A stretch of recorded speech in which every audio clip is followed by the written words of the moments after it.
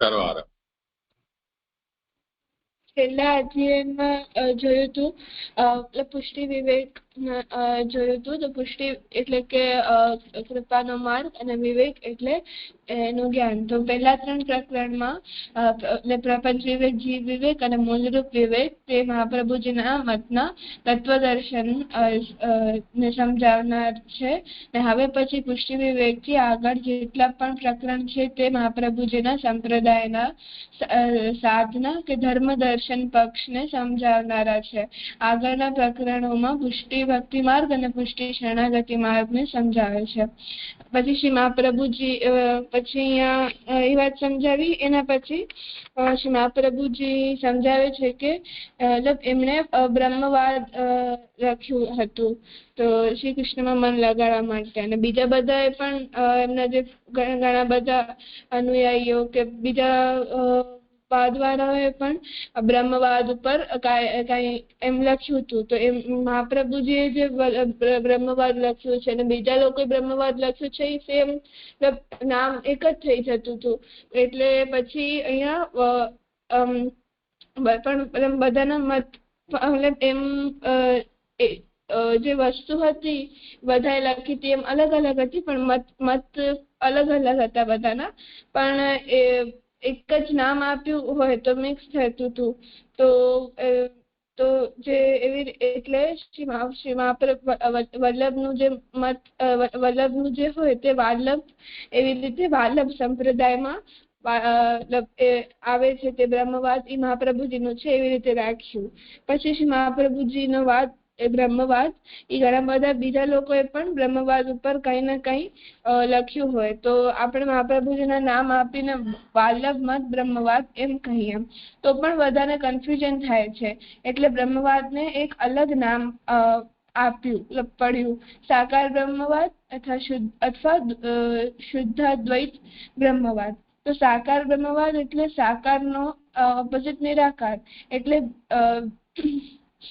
બીજા એવા લોકો છે જે બ્રહ્મવાદને નથી માનતા, એટલે બ્રહ્મ છે તે સાકાર છે એમ નથી માનતા. એ લોકો છે આચાર્યચરણોની જે આજ્ઞા છે એટલે બીજા પણ લોકો એમ માને છે કે તે બ્રહ્મ છે તે નિરાકાર છે, જેમ માયાવાદીઓ વગેરે. તો એમના પણ આપણે છે તે સાકાર માનીએ છીએ કે બ્રહ્મ છે તે વ્યાપક હોવા છતાં પણ સાકાર છે. તો આવું મત છે એવું મહાપ્રભુજીનું એવો આ સાકાર બ્રહ્મવાદનો અર્થ થાય છે. અને શુદ્ધાદ્વૈત બ્રહ્મવાદ તો શુદ્ધ પ્લસ અદ્વૈત બ્રહ્મવાદ. તો દ્વૈત એટલે કે બે એટલે અને બે થતો હોય તો જગત બ્રહ્મ સાથે દ્વૈત છે કે અદ્વૈત છે એવો અહીંયા પ્રશ્ન થાય છે. એટલે બ્રહ્મ મૂળ તત્વ છે. આ વાત વેદોપનિષદમાં કહી છે. પ્રશ્ન એ છે કે જગત બ્રહ્મ સાથે શું બ્રહ્મનું દ્વૈત છે કે અદ્વૈત છે? તો જે લોકો કહે છે કે જળ જીવાત્મા બ્રહ્મ સાથે સંબંધ હોય અને એનો સંબંધ દ્વૈત છે એમ કહે છે તો તે લોકો દ્વૈત એટલે કે ભેદ છે. તો એ લોકો એમ બ્રહ્મ અને જીવ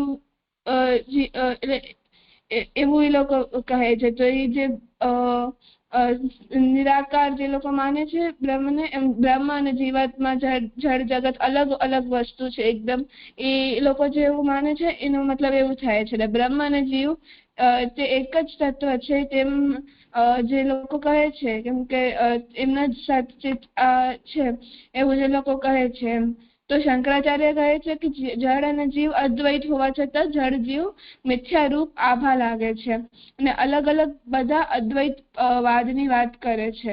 શુદ્ધાદ્વૈત આમાં બ્રહ્મ અને જળ એમાં એમ સમજાય છે બ્રહ્મ અને જળ જગતનું સાથે શું સંબંધ છે તે વાત સમજાવે છે. એટલે સાકાર શુદ્ધાદ્વૈત બ્રહ્મવાદ આ મહાપ્રભુજીનું તત્વ સિદ્ધાંત નું આ નામ છે. મને એમ સમજાયું હતું.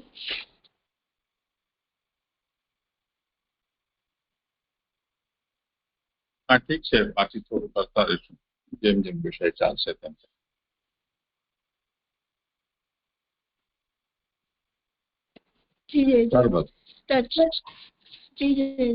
તત્વદર્શન એ કોઈ પણ સંપ્રદાય માટે પાયા સમાન હોય છે, જ્યારે ધર્મ સાધના એ તેના ઉપર ચણવામાં આવતી ઇમારત સમાન હોય છે. પાયા વિનાની ઇમારત અસ્થિર હોય છે, કોઈ પણ સમયે જમીન દોસ્ત થઈ શકે છે. આથી સંપ્રદાયની ધર્મ સાધનામાં આગળ વધવા માંગતા અનુયાયીઓ માટે તત્વદર્શનનું જ્ઞાન હોવું ખૂબ જ આવશ્યક છે. મને આમાં એમ સમજાય છે કે અહીંયા આગળ સમજાય ને કે તત્વદર્શન અને ધર્મદર્શન બંને પક્ષો હોવા જરૂરી છે, તો એ શું કામ જરૂરી છે અહીંયા એમ સમજાવે છે. તો તત્વદર્શન છે એ એક પાયો હોય છે, નીવ જેને આપણે કહીએ, અને ધર્મદર્શન છે એના ઉપર જે ઇમારત બને તે છે, એટલે બંને હોવા ખૂબ જ જરૂરી છે. તો આનાથી જ અલગ તત્વદર્શન સમજાશે તો આગળ ધર્મ સાધના એમને સમજાશે. મને એવું સમજાયું.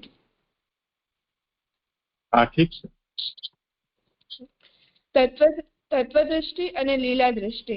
શ્રી વલ્લભાચાર્ય સૃષ્ટિને બે દૃષ્ટિથી જોવે છે, એક તત્વદૃષ્ટિ અને બીજી લીલા દૃષ્ટિ. ગંભીરતાથી વિચાર કરતા સૃષ્ટિની બાબતમાં કેટલાક પ્રશ્નો ઉદ્ભવે છે, જેમ કે સૃષ્ટિનું વાસ્તવિક સ્વરૂપ શું હશે, સૃષ્ટિના ઘટક મૂળભૂત તત્વો ક્યાં અને કેટલા હશે, સૃષ્ટિનું સંચાલન કોણ કરતું હશે, સૃષ્ટિના ઘટક તત્વોનો બ્રહ્મ સાથે કેવો સંબંધ હશે, સૃષ્ટિનું સંચાલન કયા નિયમોથી થતું હશે, સૃષ્ટિનો આવિર્ભાવ તિરોભાવ તેમજ તેની સ્થિતિ ક્યાં, કેવી રીતે અને ક્યારે થતી હશે વગેરે. તો તત્વદૃષ્ટિથી સૃષ્ટિને જોવામાં આવે તો આવા પ્રશ્નોના સમાધાનો સાકાર બ્રહ્મવાદની સહાયતાથી આપી શકાય છે. પ્રશ્નોની શૃંખલા પરંતુ આટલા માત્રથી અટકી જતી નથી. આ સાથે કેટલાક એવા પણ પ્રશ્નો ઉદ્ભવતા હોય છે કે જેના સમાધાનો તત્વદૃષ્ટિથી આપી શકાતા નથી. તો અહીંયા મને એમ સમજાયું કે શ્રી મહાપ્રભુજીએ જે સૃષ્ટિને છે એ બે રીતે જોઈ છે, એક બે દૃષ્ટિથી જોઈ છે, એક તત્વદૃષ્ટિ અને એક લીલા દૃષ્ટિ છે. તો અહીંયા અમુક પ્રશ્નો થાય છે કે સૃષ્ટિનું સ્વરૂપ શું હશે, કોણે એના ઉપાદાન કોણ હશે, આ કોણે બનાવી હશે, બ્રહ્મ સાથેનો સંબંધ શું છે, એનું નિયમ સંચાલન કયા નિયમોથી થતો હશે, સૃષ્ટિના આવિર્ભાવ તિરોભાવ કોણે કર્યું, ક્યાં કર્યું, અને કોણ કરે છે, પછી એનું સ્થિતિ અને લય ક્યાં થાય છે, એવું બધા પ્રશ્નો થાય છે. તો એના નિવારણ આવા પ્રશ્નો નિવારણ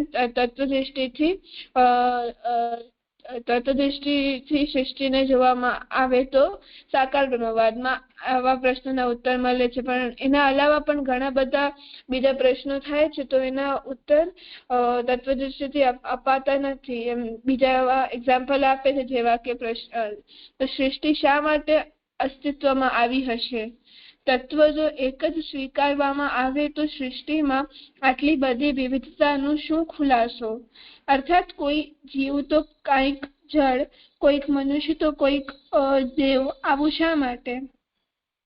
તો જીવોમાં પણ કોઈક હીન તો કોઈક શ્રેષ્ઠ, કોઈક દુઃખી તો કોઈક સુખી, કોઈક ભક્ત તો કોઈક અભક્ત, આવું શા કારણે? ત્યારે બધું પ્રભુ જ કરે અને કરાવે છે, તો પછી શા કારણે કોઈને સ્વર્ગ મળે છે ને જ્યારે કોઈને નર્ક? તો અહીંયા કહ્યું ને કે તત્વદૃષ્ટિથી જેનો આન્સર ઉત્તર ન મળી શકે, જેનું એવા પણ ઘણા પ્રશ્નો હોય છે. તો અહીંયા બે ત્રણ પ્રશ્નો કહ્યા છે કે આ સૃષ્ટિનો અસ્તિત્વ જ શું કામ થયું હશે, એવું કોને વિચાર આવ્યું હશે?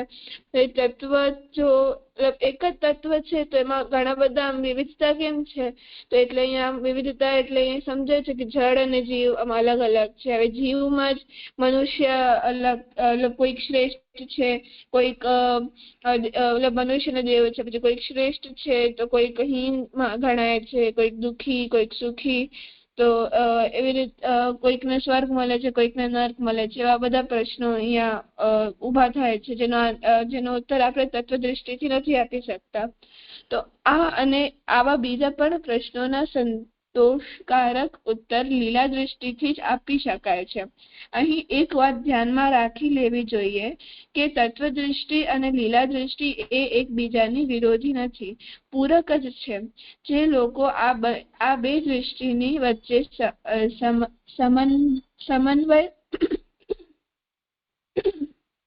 સમન્વય સાધી નથી શક્યા તેઓ કાં તો તત્વને કાં તો લીલાને અન્યાય કરી બેઠા છે. તત્વ ઉપર વધુ પડતો ભાર આપનારાઓ લીલા સૃષ્ટિને મિથ્યા, અસત્ય કે તુચ્છ માની બેસે છે. આનાથી વિપરીત લીલા સૃષ્ટિ ઉપર જ સંપૂર્ણ દૃષ્ટિ કેન્દ્રિત કરનારાઓ ઈશ્વર તત્વનો તિરસ્કાર કરી બેસે છે. જ્યારે કે તત્વ અને લીલા આ બંને દૃષ્ટિનો સ્વીકાર કરવા છતાં પણ જેઓ આ બંને દૃષ્ટિ વચ્ચે સમન્વય સાધી નથી શકતા તેઓ તત્વ, બ્રહ્મ અને લીલા સૃષ્ટિને પરસ્પર અત્યંત ભિન્ન માની લે છે. મહાપ્રભુ શ્રી વલ્લભાચાર્ય ચરણની એ અસાધારણ વિશેષતા છે કે આપે તત્વ અને લીલા આ બંને દ્રષ્ટિઓને સપ્રમાણ સમન્વય સાધીને શુદ્ધાદ્વૈત પુષ્ટિ ભક્તિ માર્ગનું પ્રવર્તન કર્યું. આપે ન તો જગત સૃષ્ટિને મિથ્યા, અસત્ય કે તુચ્છ માની છે કે ન બ્રહ્મ તત્વનો તિરસ્કાર કર્યો છે. તે જ રીતે મહાપ્રભુજીની દૃષ્ટિમાં બ્રહ્મ અને સૃષ્ટિની વચ્ચેનો સંબંધ ન તો આત્યંતિક ભેદ દ્વૈત રૂપ છે કે ન આત્યંતિકાભેદ કેવલાદ્વૈત રૂપ. બ્રહ્મ અને સૃષ્ટિની વચ્ચે મહાપ્રભુજીની દૃષ્ટિમાં તાદાત્મ્ય શુદ્ધાદ્વૈત રૂપ સંબંધ છે. અર્થાત સૃષ્ટિને જો તત્વ દૃષ્ટિથી જોવામાં આવે તો બ્રહ્મ જ એકમાત્ર તત્વ છે, અને જો લીલા દૃષ્ટિથી જોવામાં આવે તો એકમેવ તત્વ બ્રહ્મે લીલાર્થે ધારણ કરેલા અનેક નામ રૂપ કર્મો જ આ સૃષ્ટિ છે. તો અહીંયા જે ઉપર હમણાં જે થોડા પ્રશ્નો બતાવ્યા તો એ પ્રશ્નોના ઉત્તર આપણે લીલા દૃષ્ટિથી લઈ શકીએ. તો અહીંયા જેમ વાત કહી સ્ટાર્ટિંગમાં કે મહાપ્રભુજીએ સૃષ્ટિને બે દૃષ્ટિથી જોઈ છે, એક તત્વ દૃષ્ટિ અને લીલા દૃષ્ટિ. તો અહીંયા એમ કહે છે કે ખાલી તત્વ દૃષ્ટિ કે ખાલી લીલા દૃષ્ટિથી જ જો કોઈ એક જ વસ્તુ પર કોઈ ભાર આપે છે તો તેઓ બીજી વસ્તુનો તિરસ્કાર કરતો હોય છે, યા તો પછી એને મિથ્યા ગણી લે છે. અગર તત્વ ઉપર વધારે ધ્યાન આપે છે તો લીલાને તિરસ્કાર કરી નાખે છે, ઈશ્વરને તિરસ્કાર કરે છે અને એના પર એને મિથ્યા પણ માને છે. એવી જ રીતે અગર લીલા દૃષ્ટિ પર વધારે ધ્યાન આપે છે તો તે તત્વને નથી સમજતા, તો તત્વ દૃષ્ટિને અસ્વીકાર પણ કરતા હોય છે. પણ મહાપ્રભુજીએ બંને તત્વ દૃષ્ટિ અને લીલા દૃષ્ટિ બંને તત્વ દૃષ્ટિ અને લીલા દૃષ્ટિ બંને દૃષ્ટિકોણથી જોવાનું કહ્યું છે, અને એ જ શુદ્ધાદ્વૈત પુષ્ટિ ભક્તિ માર્ગનું પ્રવર્તન કર્યું છે મહાપ્રભુજીએ. તો અહીંયા એટલે કેવી રીતે જોયું છે એ પણ અહીંયા છેલ્લી લાઈનમાં કહી છે કે લીલા દૃષ્ટિએ જોયું તો એ એકમેવ તત્વ બ્રહ્મે પોતાની લીલા માટે ધારણ કર્યું છે, ઘણા બધા નામ રૂપ કર્મો, અને જે તત્વ દૃષ્ટિથી તો બ્રહ્મ એક જ માત્ર તત્વ છે. તો મને અહીંયા એવું સમજાયું.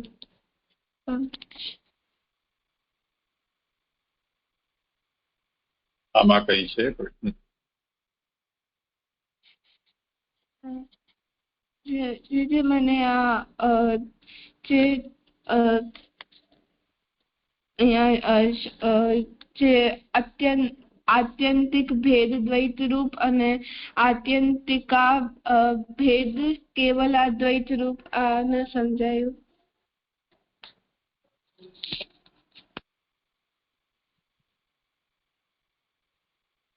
એ તો જોઈશું, પણ મુખ્ય સૌથી પહેલા તત્વ દ્રષ્ટિ અને લીલા દ્રષ્ટિ અથવા તત્વ અને લીલા એના સંબંધમાં અહીંયા જે બે દ્રષ્ટિ આપી છે આચાર્ય શરણો, એમાં આપણે જે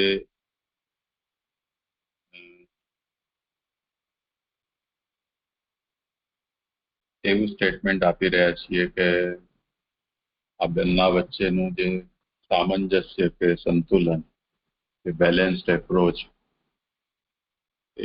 જે મહાપ્રભુજીએ આપ્યું છે એ અસાધારણ છે. એ વાતને ખાસ અહીંયા સમજવાનું છે. બાકી તો પછી જોઈશું.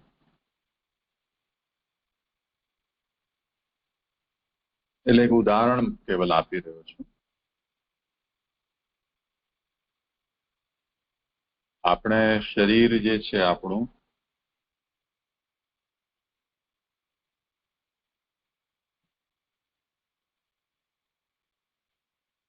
એક તો એનું ફિઝિકલ નેચર છે, એક સાયકોલોજીકલ છે કે બિહેવિયરલ.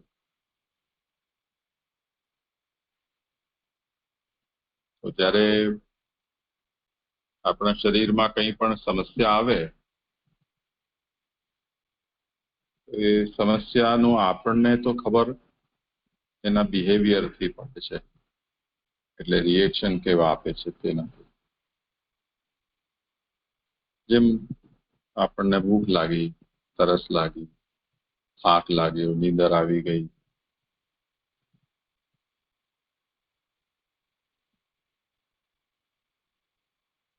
ક્રોધ આવવો, ઈચ્છાઓ જાગવી, નવી નવી તરંગો જાગવી,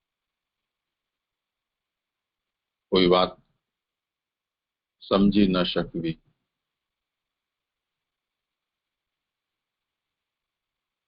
આ બધા આપણા શરીરની પ્રતિક્રિયાઓ છે. શરીર અથવા આપણી બધી પ્રતિક્રિયાઓ છે. ડોક્ટરી ભાષામાં સિમ્પટમ કહીએ કે અમુક સાયકોલોજીકલી કહીએ તો આ બધા ઇમોશન્સ હોય.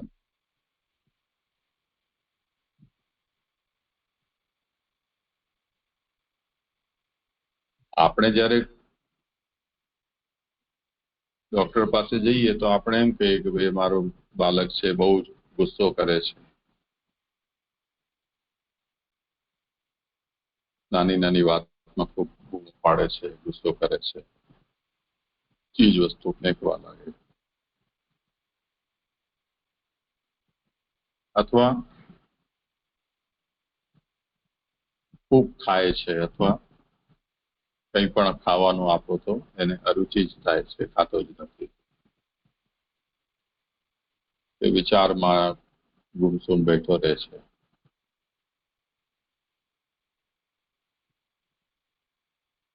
તો હવે આ બધા જે પણ આપણા વ્યવહારો છે, એ વ્યવહારોને આપણે ધ્યાનમાં લઈને ને આપણી સમસ્યા મૂકીએ. પછી ડોક્ટર જે કંઈ પણ ઇન્વેસ્ટિગેશન કરવું હોય તે કરે. ને ડોક્ટર એમ કે આના શરીરમાં આ તત્વની કમી છે, કે આ હાર્મોનમાં ઇમ્બેલેન્સ છે, કે આ વસ્તુ તત્વ આમાં વધી ગયું છે, સોડિયમ વધી ગયું છે, કે મેગ્નેશિયમની કમી છે, એ રીતે.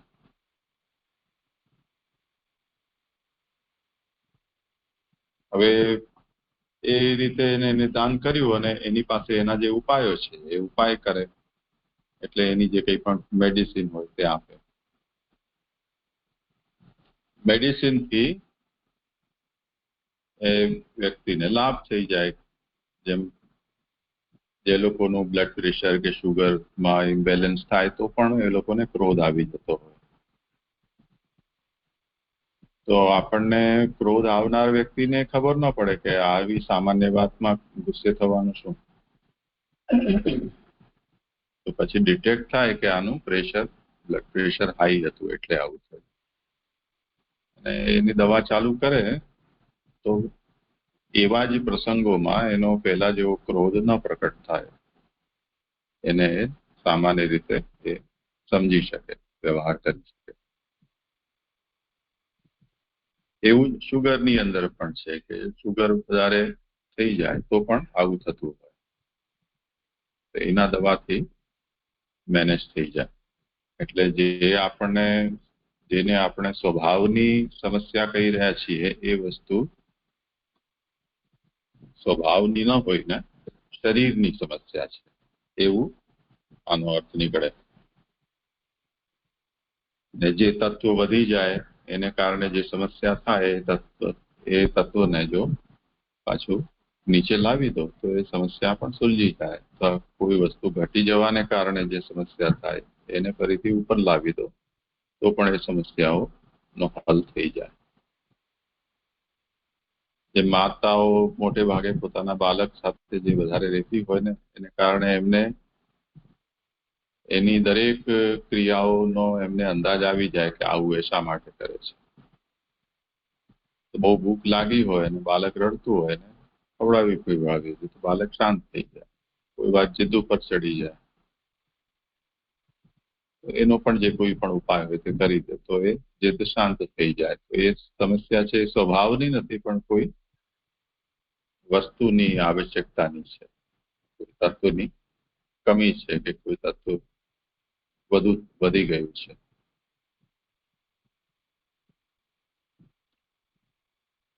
તો એના ઉપરથી આપણને એમ સમજમાં આવે કે જે કંઈ પણ છે તે તત્વ છે.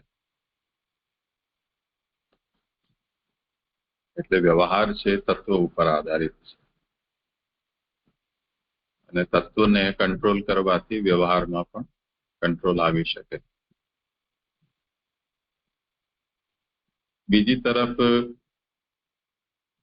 આપણે જેમ મનુષ્ય છીએ અને મનુષ્ય આ બધામાં ખૂબ સંશોધન કર્યું છે, ઘણા બધા વિકાસ કર્યો છે,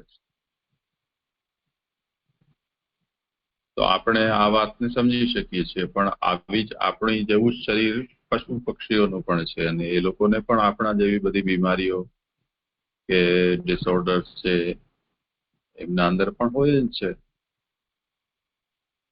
એ લોકો પાસે તો કોઈ ડોક્ટર પણ નથી, કોઈ દવા પણ નથી. તેમ છતાં પણ એ પોતાની સમસ્યાઓ છે એનો સ્વભાવગત સમસ્યા હોય કે વ્યવહારગત સમસ્યા હોય એનું સમાધાન પોતાના સ્તરે એ લોકો શોધી શકે છે અને કરતા હોય છે.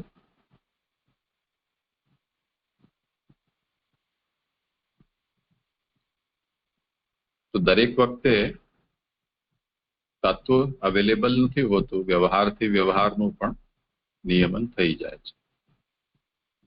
દાખલા તરીકે કોઈને ભૂખ લાગી છે અને એને કારણે એને ક્રોધ થઈ રહ્યો છે, રડવું આવી રહ્યું છે, બહુ બરાડા પાડે છે, દમ પછાડા કરે. ઉપાય તો એ જ છે કે એને ભોજન આપો.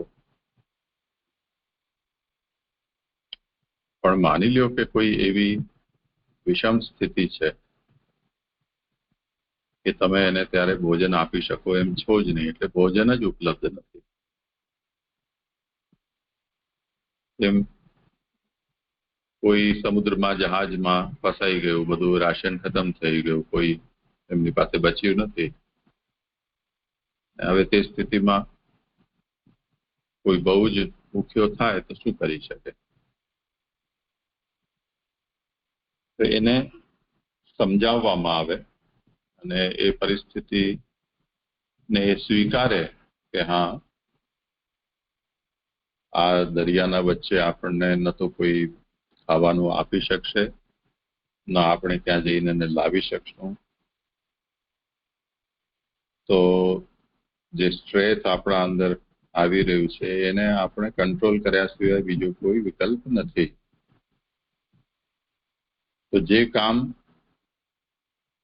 ભોજન કરવાથી એ ચિત્ત શાંત થઈ શકતું હતું, તે જ કામ કેવલ માનસિક આશ્વાસન કે થોડું જ્ઞાન કે થોડી પરિસ્થિતિનો સ્વીકાર, એનાથી એ સમાધાન, મતલબ એ જ દવાનું કે ભોજનનું એ કામ કરે છે અને એ વ્યક્તિ શાંત થઈ જાય.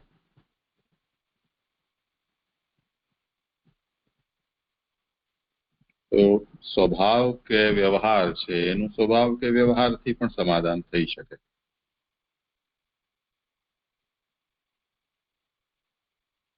જેમ સાચું કે ખોટું ખબર નથી, પણ ગાંધીજીના નામે એવું કહેવાય છે કે જો તમને કોઈ એક ગાલ ઉપર તમાચો મારે, તમારે બીજો ગાલ ધરી દેવાનો સામે. આ પણ એક ઉપાય તો છે, એમાં તો કોઈ સંદેહ નથી. કેમ કે કોઈ વ્યક્તિ જો સામે દુષ્ટતા ઉપર ઉતારું છે, તો એ દુષ્ટતાની પણ પોતાની એક લિમિટ તો હોય જ છે. તમે જો એની દુષ્ટતાને ઉશ્કેરો નહીં, તો એ પોતાની લિમિટથી વધારે આગળ નહીં વધે. આ એક ઉપાય છે. તો વ્યવહારથી વ્યવહારની જે સમસ્યા છે એનો એકાએક વ્યવહારથી ઉકેલ, સમાધાન આ હોઈ શકે.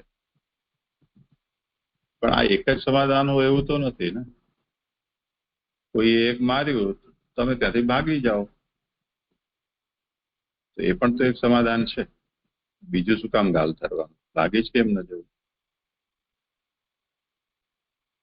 ત્રીજું, ભાગી પણ શું કામ જવું, એને બે ઓર આપણે સામેથી કેમ ન મારી દેવા તમે છે. આ પણ તો ઉકેલ છે. તો વ્યવહારથી વ્યવહારનું પણ સમાધાન છે.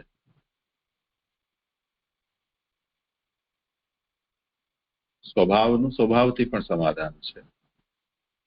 અને વ્યવહાર કે સ્વભાવના અંદર પેદા થતી સમસ્યા છે એનું વસ્તુથી કે તત્વથી પણ સમાધાન આવી શકે. તો એક જ વાત છે, એને અનેક રીતે આપણે સમજી શકીએ, કેમ કે આ બધું એકબીજાની સાથે જોડાયેલું છે. આપણું શરીર છે મનથી પણ જોડાયેલું છે.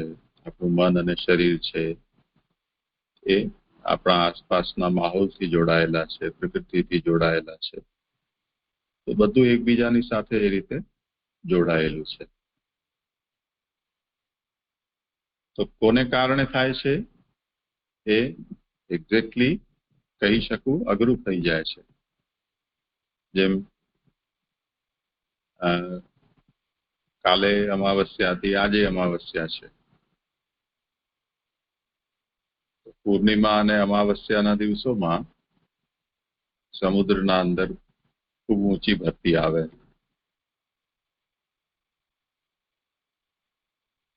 કેમ કે એનું ગુરુત્વાકર્ષણ પાણીને ખેંચે છે.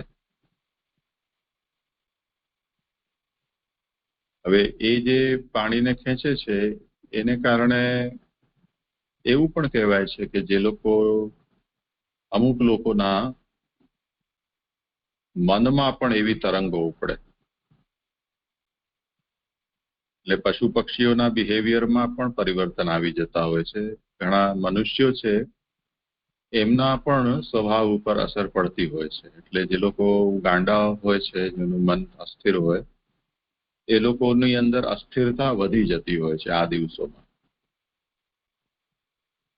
એટલે એબનોર્મલ બિહેવિયર એમનો ઓર વધારે થઈ જતો હોય છે.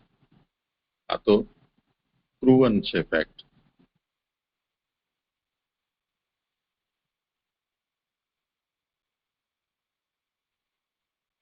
પણ એમાં જોવાનું ખૂબી એ છે કે આવો બધા ઉપર એક સરખો પ્રભાવ પડતો નથી. કોના ઉપર પડે છે અને કોના ઉપર નથી પડતો એમાં અનિયતિ છે. નહીં તો આજે આપણે બધા જ ગાંડા થઈ જવા જોઈએ, પણ કમસે કમ બીજાની તો ખબર નથી. તું તો ગાંડી દેખાતી નથી કે હું એવો દેખાતો નહીં. પણ ઘણાના અંદર આ દિવસોમાં એવું અસામાન્ય વ્યવહાર જોવા મળતો હોય છે અને પાછું 2-3 દિવસમાં એ શાંત પણ થઈ જાય. એના અંદર બીજો કોઈ ઉપાય નથી. એટલે કંઈ કર્યા વગર પણ એમનો સ્વભાવ 2-3 દિવસમાં શાંત થઈ જતો હોય છે.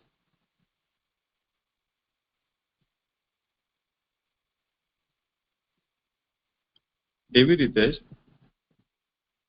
આપણે જેમાં હાર્મોન્સનું વાત કરીએ તો માન લો કે તત્વ તરીકે હાર્મોન ગણો તો એને કારણે ઘણી બધી આપણા શરીરમાં પરિવર્તન આવતા હોય છે. એટલે મેડિકલ સાયન્સના હિસાબેથી તો જુઓ તો બધું હાર્મોનના કારણે જ થાય છે. એટલા બધા પ્રકારના હોર્મોન્સ હોય છે અને એ આપણા શરીરને તે રીતે કંટ્રોલ કરે છે. એમાં જો ઇમ્બેલેન્સ થાય તો એને કારણે જેમ લોકો કેમ આટલું બધું ખાતા હોય છે તો એનું કારણ પણ હોર્મોન પર બતાવે છે. હાર્મોનને કંટ્રોલ કરો તો ભૂખ ઓછી લાગવા લાગે. લોકો ઘણા સૂતા હોય તો એનું પણ કારણ એ છે.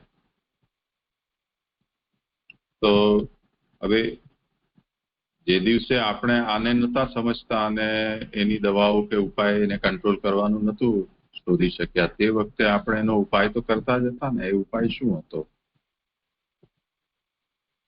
જેમ કોઈ બહુ ખાતો હોય તો એનો મતલબ એ છે કે એનું જે મેટાબોલિઝમ છે ચયાપચયની ક્રિયા છે એ એટલી ફાસ્ટ થાય છે કે જે પણ ખાય છે એ તરત જ પચી જાય છે અને એને પેટ ખાલી હોવાની અનુભૂતિ થાય છે.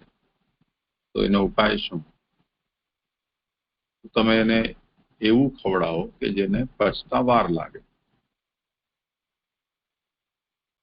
તો જેમ રીચ પ્રોટીન વાળા પદાર્થો છે એ જો આપણે એમને ખવડાવીએ તો એને પચવામાં સમય લાગે. ત્યાં સુધી પેટમાં પડ્યું છે ત્યાં સુધી એને પેટ ભરેલું હોવાની લાગણી થાય તો એ મોડો ખાશે.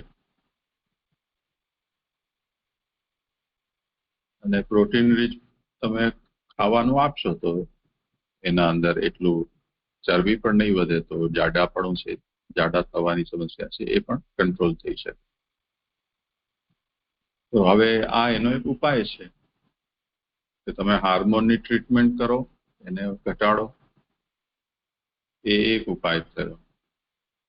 ભારે પછી પચવામાં લાંબો સમય લાગે એવો તમે ખોરાક આપો, એ બીજો ઉપાય છે. સમજાવવું એ ત્રીજો ઉપાય છે. માનસિક રીતે એને એની સમસ્યાથી અવગત કરાવવું. ચોથું, શરીર જે છે જે પણ એનર્જીને ખાવાના રૂપમાં લે છે એને વાપરે છે. તો જો આપણું જીવનમાં શ્રમ વધારે હોય તો જે પણ એનર્જી ઇન્ટેક છે એ આપણો જલ્દી ખતમ થઈ જાય, વપરાઈ જાય. તો જો તમે શ્રમ ઓછો કરો તો તમને ખાવાની પણ જરૂર ઓછી પડે. પશુઓમાં આ વસ્તુ, આ બધી ટેકનિકનો ઉપયોગ એ લોકો કરતા હોય છે. એમને એમ ખબર પડે કે આ દિવસોમાં અમને ખોરાક ઓછો મળવાનો છે તો એ લોકો બહુ દોડધામ ન કરે. એક વખત શિકાર મળી ગયો પછી પડ્યા રહે. પછી સામે ભલે ને કેટલો પણ સ્વાદિષ્ટ અને સહજ ઉપલબ્ધ થઈ શકે એવા પ્રાણીઓ હોય તો પણ એના ઉપર જો અઠવાડિયું નીકળી જતું હોય તો એ લોકો હલચલ કરવાનું ટાળે. તે જ રીતે જે ઘાસ વગેરે ખાતા હોય એ લોકો પણ, એક સ્લોથ બેર કરીને પ્રાણી છે, એકદમ ધીમું ધીમું આપણે એને જોઈએ ચાલતું ચાલતું તો પણ આપણને એમ કીડીઓ ચડે.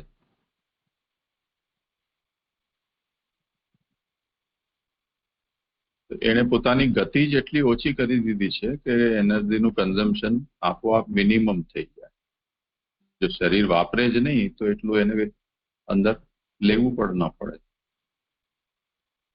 તો પ્રાણીઓ આ બધા પદ્ધતિનો ઉપયોગ કરતા હોય છે. તો હવે જો સ્વભાવ છે કે આપણો વ્યવહાર છે, આ બંનેમાં જે કંઈ પણ સમસ્યા છે એ સમસ્યાનો ઉકેલ સ્વભાવના સ્તરે પણ થઈ શકે છે, વ્યવહારના સ્તરે પણ થઈ શકે છે અને વસ્તુથી પણ થઈ શકે છે. વસ્તુ એટલે કોઈ પણ તત્વ કે દવા કે ખાવું પીવું એના. એટલે બહુ ગુસ્સામાં કોઈ વ્યક્તિ બહારથી જેમ સ્કૂલથી આવ્યા હોય, તમે ચાલીને અને વજન ઉપાડીને થેલાવેલા લઈને, અને બીજું કંઈ જ ન કરવામાં આવે, પણ તમને બસ ખાલી એસી ચાલુ કરીને ઠંડી હવા નીચે બેસાડી દેવામાં આવે, તો પણ સ્ટ્રેસ માણસનું જતું રહે. 5-10 મિનિટ એને બોલાવવાનું નહીં, ચૂપચાપ બેઠા રહેવાનું, તો આપોઆપ પ્રફુલ્લિત થઈ જાય મન. તો આમાં તો કોઈ દવા પણ આપવામાં નથી આવી. તો તત્વ અને જે લીલાનો મતલબ વ્યવહાર. આપણે અહીંયા પ્રભુની સૃષ્ટિનો સંદર્ભ ચાલી રહ્યો છે, તો પ્રભુની સૃષ્ટિ એ પ્રભુએ લીલા માટે પ્રકટ કરી છે, તો આપણે એને લીલા કહી રહ્યા છીએ. અને જે તત્વ આ રૂપે બન્યું છે, એટલે જે વસ્તુ સૃષ્ટિ રૂપ બની છે, એને આપણે તત્વ કહીએ છીએ. હવે જો કોઈ તત્વવાદી થાય તો લીલા કે વ્યવહાર કે સ્વભાવ છે એને એ ન્યાય ના આપી શકે. એટલે એનો મતલબ શું થયો કે જેમ કોઈ બહુ ગુસ્સા કરતું હોય અને ડોક્ટર પાસે લઈને જાય અને ડોક્ટર કે બીજું કઈ નહીં, આને મીઠું ખાવાનું ઓછું કરાવી દો. આ બધી સમસ્યા છે બ્લડ પ્રેશરને કારણે છે. તો એ તો ડોક્ટરને એનાથી કોઈ લેવા દેવા નથી કે શું ઘરમાં ઉત્પાત મચાવે છે કે એ તો એ જુએ છે કે આમાં મીઠું વધી ગયું છે, તો મીઠું ઓછું કરી દો. જેમ ગેસ ઉપર આપણે કોઈ વસ્તુ મૂકી હોય અને ઉભરાતી હોય તો ગેસ સ્લો કરી દો, નહીં ઉભરાય. પ્રેક્ટિકલ સોલ્યુશન આ છે. ગેસ અને એના ઉપર મૂકેલી વસ્તુ તો જડ છે. જળને આ રીતે તમે કંટ્રોલ કરો બેરહેમીથી, તો એ તો કોઈ આપત્તિ લેનારો નથી. પણ જીવિત મનુષ્ય છે એને તમે એમ ઉઠીને કહો કે કાલથી ડોક્ટરે ના પડે છે મીઠું ખાવાનું બંધ, તો એ પેલા કરતા વધારે ઓર ગુસ્સે થઈ જશે, વગર મીઠું ખાય. એટલે અત્યાર સુધી બરાડા પાડતો એ વ્યક્તિ મારામારી ઉપર પણ આવી જાય. તો કેવલ તત્વના આધારે જો તમે બધું ચાલો, વ્યવહાર છે સામે જીવિત મનુષ્ય છે એની સાથે તમારે બેરહેમી થઈ જાય. જેમ અત્યારે એવા સમાચાર આવ્યા કે લોકો કૈલાશ માનસરોવરની યાત્રા કરવા માટે જાય. એ કૈલાશ માનસરોવર છે અત્યારે ચીનના કબજામાં છે. એ ચીનાઓ છે એમને હાથ પગ જોડીને આપણને મનાવવા પડે ત્યારે એ લોકો ત્યાં આપણને જવા દે છે. તો અત્યાર સુધી ત્યાં કંઈક એવી વ્યવસ્થા હતી કે આપણા ભારતના લોકો જે ધાર્મિક ભાવનાથી જતા એ લોકોનું ત્યાં અલગ રસોડું હતું. પણ હવે ચીન સરકારે એવો આદેશ જાહેર કર્યો છે કે એ લોકોએ ચીનાઓના જ રસોડામાં ભારતીયોએ જમવા. એટલે ત્યાં ગરોળી, બંદા, ખિસકોલીને જે કંઈ પણ બધું ખાવાનું બનતું હોય એના ભેગું ભેગું ત્યાંના જે તીર્થયાત્રીઓ હિન્દુઓ જાય એ લોકોએ પણ એ રસોડામાં જમવા. તો હવે આ વસ્તુ જો આપણે એમને એમ કહીએ કે ભાઈ આ અમને નહીં ચાલે, તો એ લોકો આપણે એમ કહી શકે ને કે ભાઈ તમારા પેટમાં જે ભૂખ લાગે છે શાંત કરવું એ જ તો ઇસ્યુ છે. એ હવે આ રસોડામાં કરો તો ઓ રસોડામાં કરો, આવા તમારા ઉત્પાદ છે એ અમે કેમ માનીએ? તમને પેટ ભરવાથી મતલબ છે કે ક્યાંથી ભરાય છે અને કોણ ભરે છે અને શેનાથી ભરાય છે એનાથી મતલબ છે? તો તત્વની દ્રષ્ટિથી વિચાર કરો તો આ વાત બરોબર છે. પણ જો વ્યવહારના, સ્વભાવના કે આપણી ધાર્મિક માન્યતાઓ, ભાવનાઓ કે પવિત્રતા અપવિત્રતા છે એનું જે માપદંડ છે, આપણી પરંપરા, આ બધાનો વિચાર કરો તો આ તત્વ છે એ આ બધા સાથે અન્યાય કરે છે. એટલે દરેક વસ્તુમાં તત્વ તો છે, પરંતુ તત્વ જે રીતે પ્રકટ થયું છે એ વ્યવહાર કે જેને આપણે લીલા કહીએ છીએ એના સાથે એનું સામંજસ્ય બેસાડવું પડે.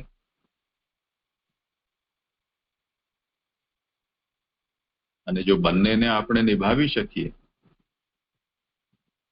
તો એ સૌથી ઉત્તમ પક્ષ છે. કેમ કે જેટલું સત્ય તત્વ છે એટલું જ સત્ય સૃષ્ટિ કે લીલા છે.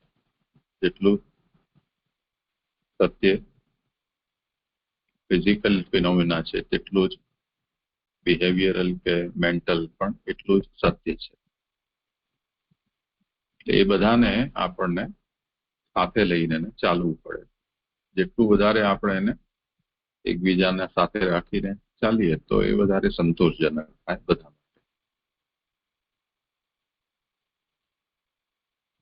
તો આ વાત આમાં ખાસ સમજવાની છે. એટલે શ્રી મહાપ્રભુજીએ અહીંયા આજે બે પ્રશ્નો ઉગાડ ને તત્વ દ્રષ્ટિ અને લીલા દ્રષ્ટિ, આ બે એક એંગલ છે જેનાથી આપણે આમને પૂરા સૃષ્ટિને જોઈએ છીએ.